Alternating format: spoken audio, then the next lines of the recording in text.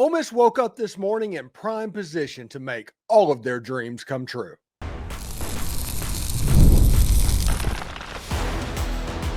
You are Locked On Ole Miss, your daily podcast on the Ole Miss Rebels, part of the Locked On Podcast Network, your team every day.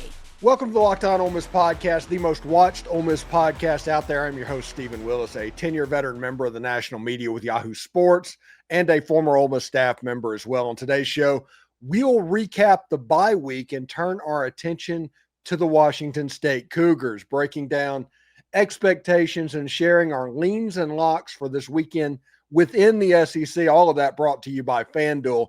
Next, we talk about Ole Miss landing a major commitment from their top 2027 prospect quarterback, Keegan Croucher. We'll tell you about it. We'll talk about what makes him such a special player, how the early quarterback commitments can elevate an entire recruiting class, and why this addition could shape the future of Ole Miss football. But first, we'll focus on where the Rebels stand 5 games into the season. They are firmly in pole position to make their championship games dreams a reality. SEC title, playoff hopes, and everything in between is still on the table. The challenge now is to navigate the toughest stretch of the schedule to make those dreams come true. All of this and more on today's Locked On Ole Miss podcast. Remember, we're free and available on all the podcast apps and on YouTube. Thank you for making Locked On Ole Miss your first listen every day, and a special hello to the insiders and everydayers who make the show what it is. Today's episode is brought to you by FanDuel. Right now, new customers can bet just $5, and if your bet wins, you'll get $300 in bonus bets to use across the app. Download the app today.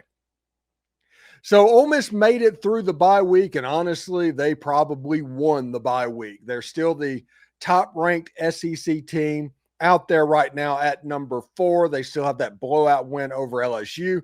They got a commitment from their top prospect coming in. We'll talk about that in the next segment.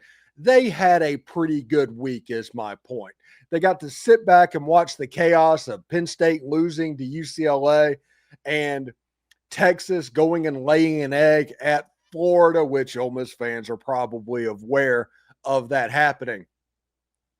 It was a good weekend. Ole Miss fans got to enjoy college football, maybe cleaned out the garage, do a little yard work, all of that stuff. They were able to take it easy and get prepared for the next stretch, which will be the defining stretch of the season. Listen, make no mistakes. Ole Miss's championship dreams, their playoff hopes, their Heisman wannabes, it's all in play. Everything is on the counter for Ole Miss. And we'll start out the betting line for the Washington State game.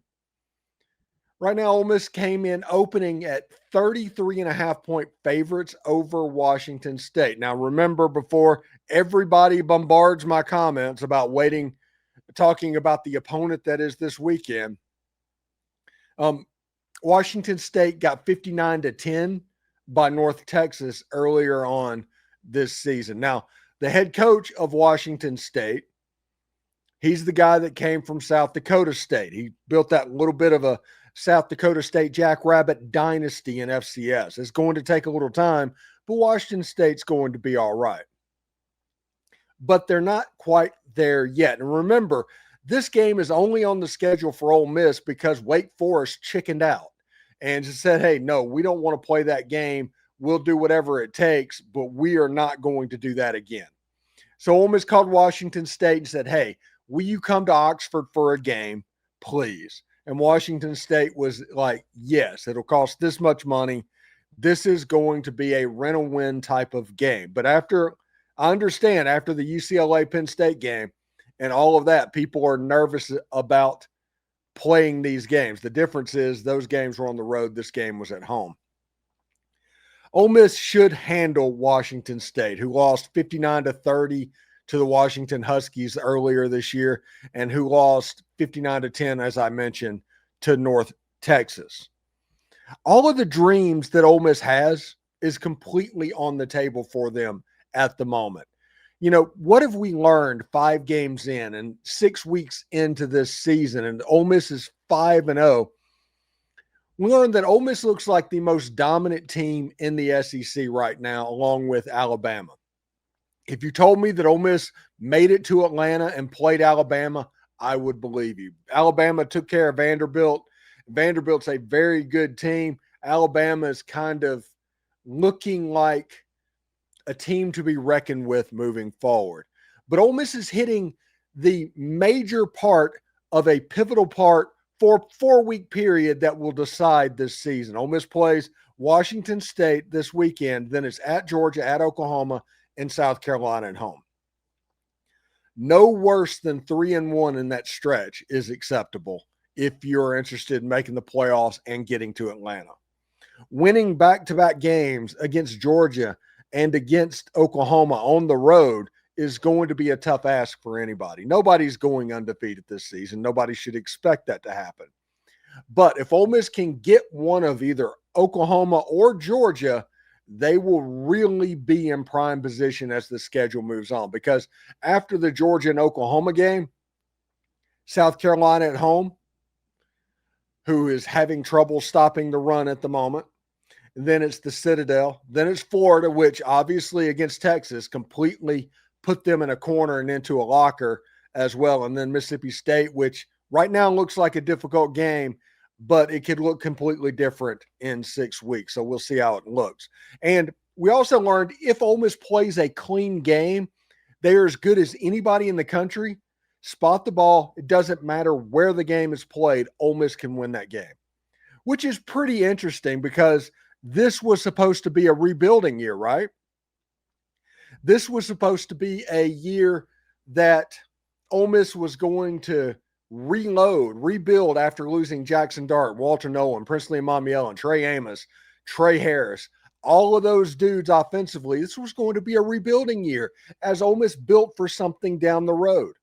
That hasn't been the case at all. I talk about on this podcast a bunch. Lane Kiffin's best strength that he has. We can talk about the in-game coaching and all of that stuff.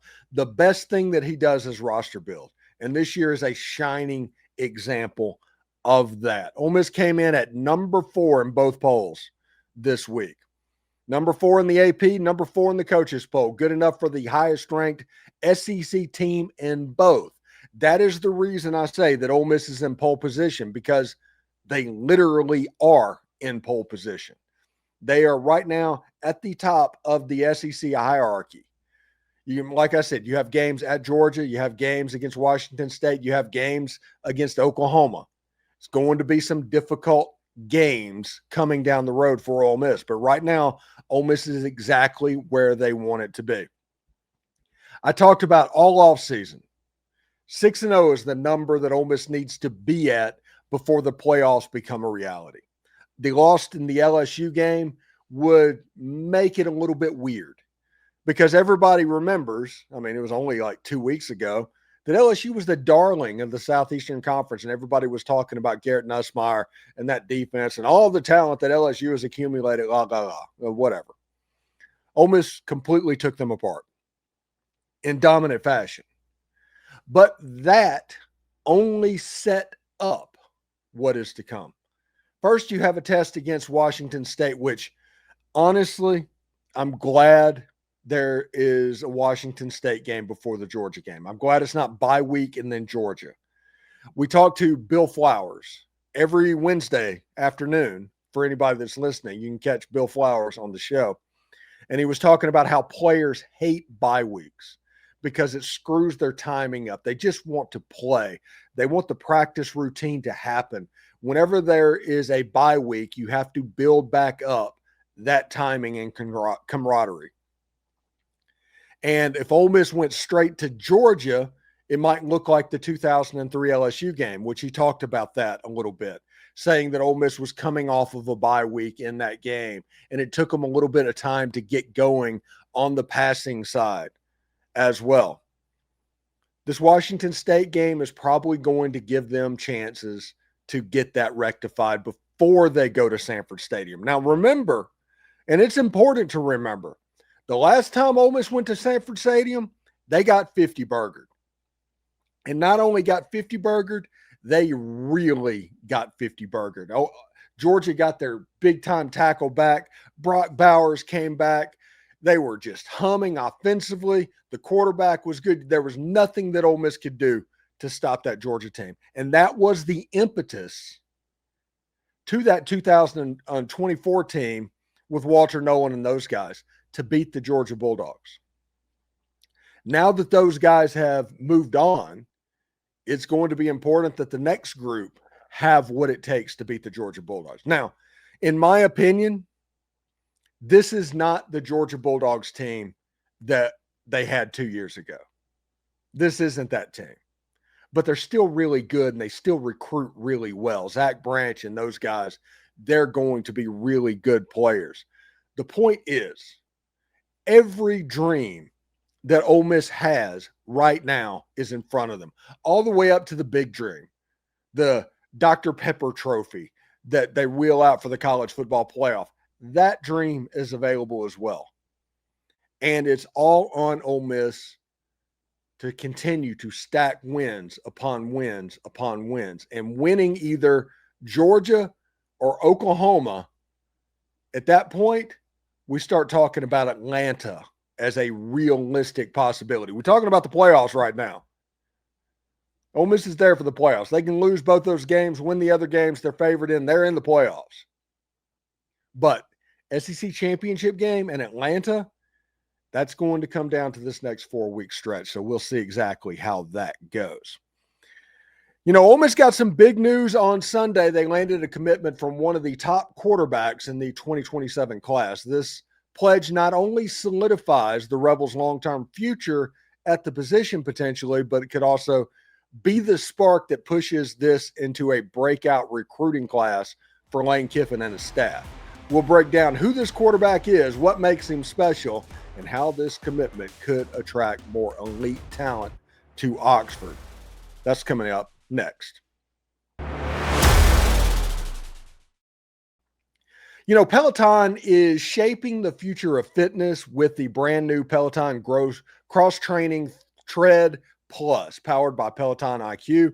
It is their most advanced equipment yet, designed to give you real-time guidance and endless ways to move, whether you're running, lifting, or cross-training, all with your favorite instructors, by the way.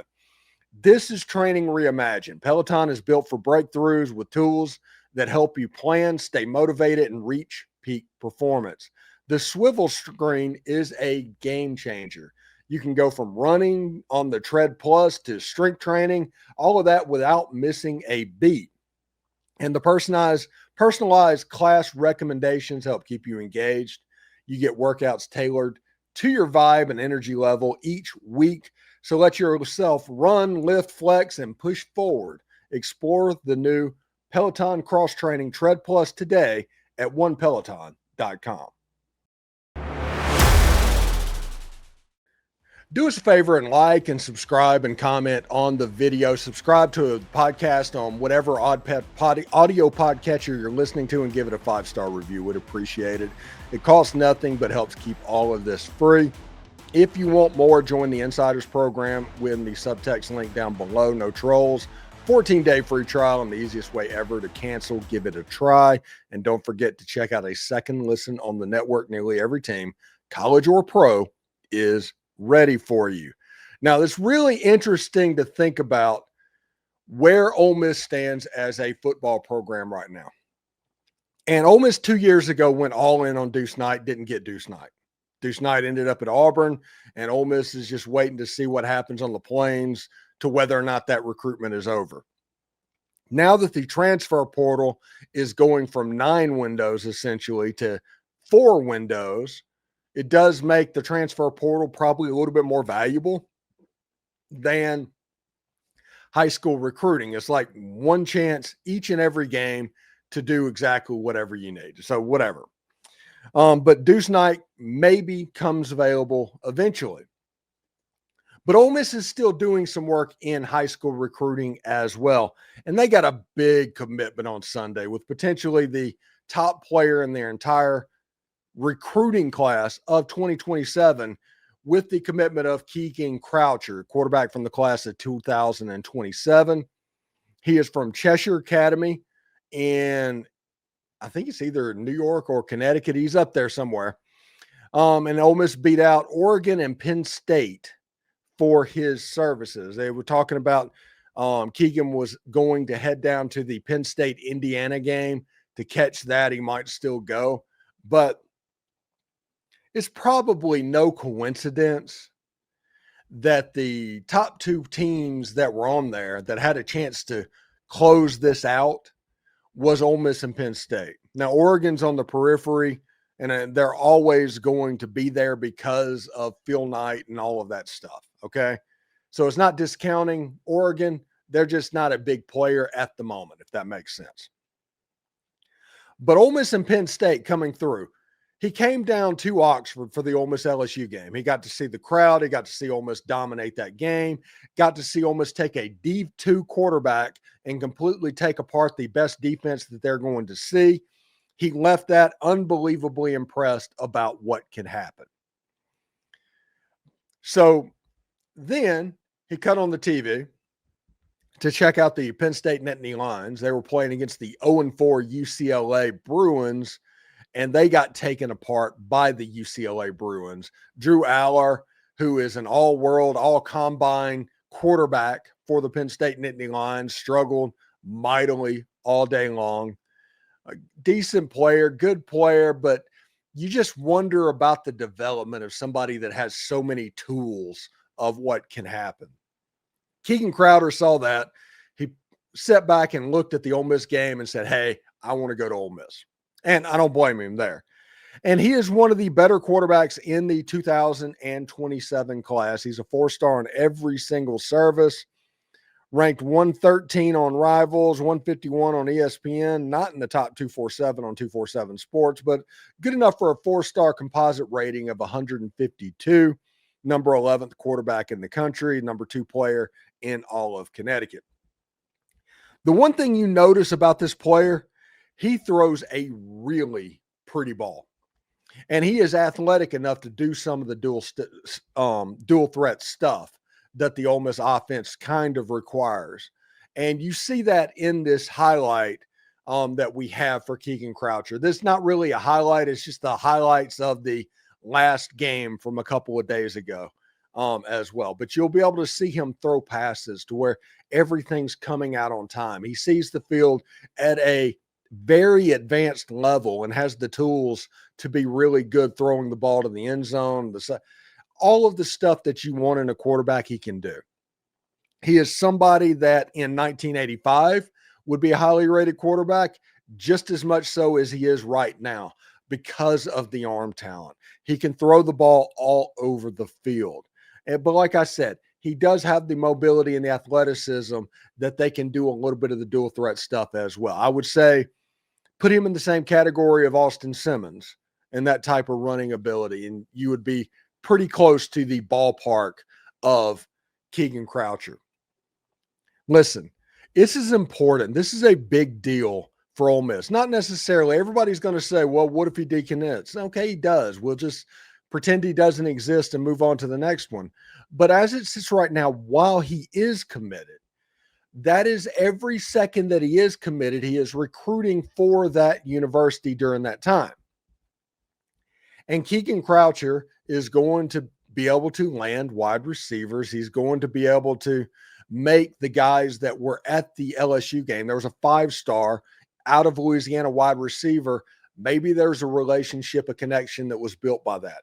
The whole recruiting class, if you want a big-time recruiting class, you want a quarterback first, because everybody that comes to your school wants to know that a quarterback is there, that they're going to be taken care of. Now, Ole Miss fans realize that as long as Lane Kiffin is there, you're never going to have to worry about quarterback. That's just the way that works. But the way it sits, having your quarterback means you can dig in on some of these offensive stars early, and you have a greater time to land them potentially. Listen, you have the signing day where everybody's going to talk about it. Ole Miss is in the middle of an unprecedented run that's going to help with that class. Potentially, you could have a playoff game pop up over the course of December or January. And then it comes to like junior days and combine season and all of that. And this is all going to have Keegan Croucher recruiting for your school, trying to find players that he connected with and get him to where he is going. That is not necessarily even the dirty little secret, but is something that every quarterback tries to do. Keegan Croucher is a big get for Ole Miss, and he's likely the number one player on the board.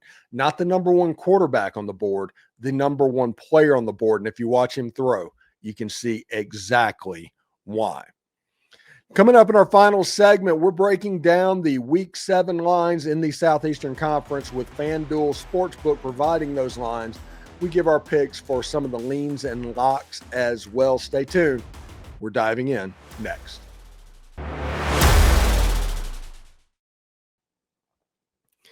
This episode is brought to you by Square. Your favorite neighborhood spots run on Square. There's a certain businesses that make the neighborhood the neighborhood. These are the places that have become an extension of home, whether it's a sports bar dedicated to your team's fan base, or a spot with the best wings in town for game day, or that beloved local chain that's been rooted in your community for years. These businesses are what bring people together. When a neighborhood business thrives, the whole neighborhood thrives. Listen, there's a spot in Oxford from when I lived there way back many moons ago called Phillips Grocery. It's been one of the heart of that community for years, and it's the kind of place that you walk in and everybody knows your name. No, not Cheers. We're talking about Phillips Grocery, remember? It is a pretty cool establishment that might have the best burgers in all of Oxford. And you know what else they're on? They are on Square. Square is a proud partner of more than 4 million neighborhood businesses around the world. You can go to square.com/go/lockedoncollege to learn more. But before you do, go support your local favorite neighborhood spot. You'll be happy that you did. Square, see you in the neighborhood. And the NFL season is here, and FanDuel has an offer for you that you won't want to miss. Right now, new customers can bet just $5 and get $300 in bonus bets if you win. That's right. Pick a bet, put down $5, and if it hits, you'll unlock $300 in bonus bets across the app. Right now, on FanDuel opening up, Ole Miss is a 33.5-point favorite over the Washington State Cougars. It's a game that honestly that Ole Miss should win. If Ole Miss loses that game, I will be back on here right after that with an absolute flamethrower. But I love how Ole Miss and FanDuel, they kind of work together for a big line and you kind of play with it. You can live bet. There's different ways. The line might be ridiculous, but there are ways to have fun betting the games anyway. I love how much FanDuel gives me so many different ways to play. I've built parlays, tried player props, even followed the live lines during games. It makes watching football even more exciting when you have a little bit riding on the action. Whether you're a casual fan or love diving into the stats, FanDuel makes that game day experience that much better. So what are you waiting for? Visit FanDuel.com to download the FanDuel app today and get started.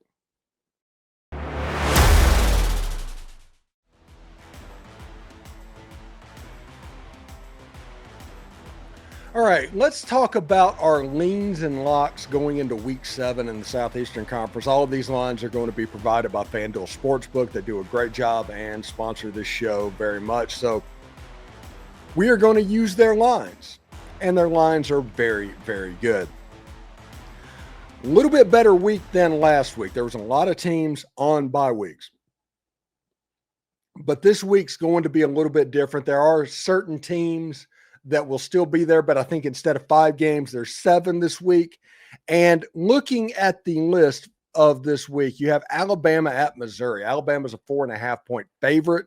The game will be at noon on ABC. I like Missouri. You've heard me say for weeks that one of the most underrated teams in the Southeastern Conference are the Missouri Tigers. I think Eli Drinkwitz is doing a fantastic job for the Missouri Tigers. In Alabama, they just beat Georgia. They just beat Vanderbilt. Don't snicker. Vanderbilt's a legit team.